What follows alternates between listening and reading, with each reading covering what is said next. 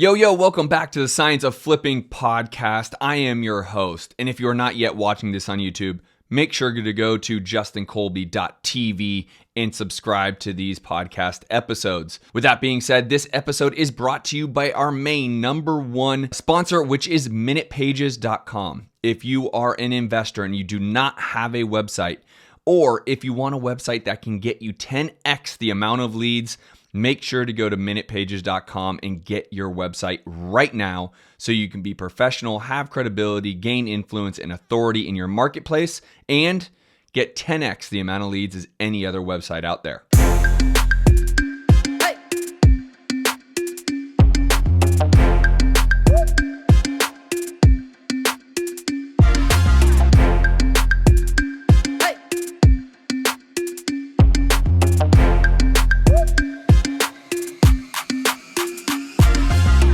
Now, the market is shifting real time again. In November, we have another price hike. And why is this another topic or episode about this? That is the question.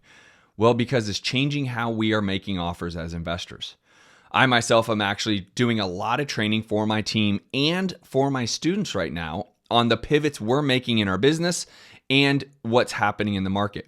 So this episode is some of the things that I'm finding to be successful so that you can just go replicate the pivots and the changes I'm making real time, because you must be adapting. So first of all, I would encourage all of you, if you don't have it already, make sure you get Privy. So Privy, TSOF.com is the website. Make sure you have it because it is a relatively free, it's $97 a month, resource that is helping us pivot real time in the marketplace without having to learn by spending a lot of money in marketing. The thing I've seen over the last 15 years in this business and the last 8 years educating others is they end up spending a lot of money to keep up with the times, the changing market, things that are happening, and they're trying to keep up with adapting, which is great, but they're cutting bigger checks to do so. So in this market, what I've actually relied heavily on is Privy. Again, Privy, TSOF.com. It'll be somewhere on this video. Again, if you're not watching this, go to justincolby.tv and watch this episode. So what we're doing is talking to realtors. Now, here's the caveat. Up until this point, most realtors really didn't feel like the market was moving. They've all gotten fat and happy over the last 2, 3, 4 years, and they didn't really see any data directly affecting their marketplace. Well, starting to catch up. And it's not just simple comp data, but it's the fact that the offers that are coming in are a lot lower than the list price. Now, that immediately will tell agents, oh, we are off on price. I just quite literally, right before I shot this episode, was on the phone with an incredible agent out in Cleveland, Ohio. She and I were going back and forth about, the offers she was getting were 50% of the list price. Now, I'm assuming those are some rookie wholesalers that really don't know any better and they're taking some ARV minus rehab, etc. This home didn't really need much work. Quite literally, it had a remodel at some point in the recent history. Could be a great rental. It's currently renting around $1,200 and probably could get up to $1,500 if you went Section 8. So her and I just started discussing and I said, what do you think's changing in this market? By me asking that question, it's actually allowing her to have the opinion. That opinion was in alignment with how I would have approached the subject, which is people can't afford what they used to be able to afford based around interest rates. So now that we have this symbiotic relationship, I can come in at a number. And truthfully, I gave her a number of $90,000 on a $125,000 listing. I don't know yet if it'll be accepted, but she was very grateful that it wasn't some low ball investor offer. It might sound low to some of you. I mean, $35,000 off of a $125,000 list price is a decent amount, right? It's like a 30% haircut essentially, but it really is closer to the right number. If I were to wholesale it, I think I could wholesale it around that 90, 95 maybe. If I were to keep it as a rental, it's a good rental because I'm buying it for 90 and it already rents for roughly $1,200. Again, doesn't need a big repair, doesn't need a full remodel, doesn't even need a repair type remodel. When I define the difference between a repair type remodel, a rehab, and then a redo, what I'm talking about is price per square foot. So a repair would be $20 a square foot, a rehab would be $40 a square foot, and a redo would be $60. So, this one, I don't even think it would be $20 a square foot. I quite literally think it would be $5 a square foot. Just little paint, she was telling me there's a little chimney issue, just stuff, right? So, I think it's a 1,300 square foot home. So I'm saying 10 grand or less is what I would need to be into this for. That means I'm into it for 100 grand if the offer gets accepted.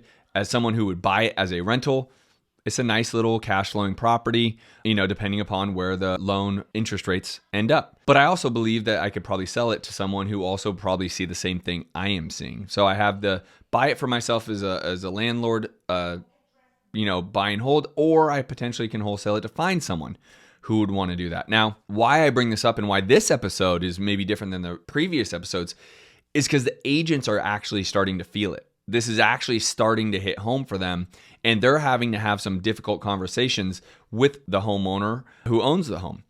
And those are hard conversations for realtors, right? They're never easy telling them, we missed this price point, but it's now becoming a reality, and that's their job. So what I like about this and what makes this an important episode is there is what I call blood in the streets, blood in the water, right? They know that the market has shifted and they're not going to be getting top dollar, which makes our offers become more appealing to some extent. You still need to find motivated sellers. So this discussion with this realtor specifically, she was letting me know this seller's motivated because he's already in contract in another home, in another state, and it is contingent upon him selling this home. So I already know there's motivation because literally this home needs to sell for him to buy his new home, which is probably something he really wants to do. So that being said, even if 90 isn't my right number, there's enough motivation that I can probably find the right number that will work for him and for me. This is not the time to hide. This is not necessarily the time to spend extra money in new marketing channels trying to adapt. Be consistent. I would urge all of you, if you don't already have it, get Privy. Go to privy.tsof.com. It is a great resource, especially if you're looking to do this stuff virtually. It can be a great resource for you. So with all that said, this is the time to really hunker down and get focused on making offers, right? It is not about just doing activities, it's about doing revenue generating activities. Privy allows that. Privy allows me to make offers. It's a great tool for me right now to train some of my team about the changes that are going on in the market real time, but it also is a great tool for you and me to actually get deals, right? Just contracted another deal yesterday up in Cleveland. That agent, different agent, he's phenomenal. He's like, hey man, we need to start, helping these homeowners understand. Let me know where your offer is. I'm going to write it up for you, and it will start the negotiation at very least. That is a much different conversation that I've been having with most realtors over the last, 3 months. Again, I say that to say things are changing. Things are moving in a positive direction for us because the agents and then the homeowners are becoming a lot more realistic with what is happening. That works for us. So keep doing what you're already doing. Again, if you haven't yet, go over to justincolby.tv. Make sure you subscribe right there at the YouTube channel and make sure to give me some comments and 5-star reviews on iTunes. As always, I appreciate you guys and I'll see you guys on the next episode.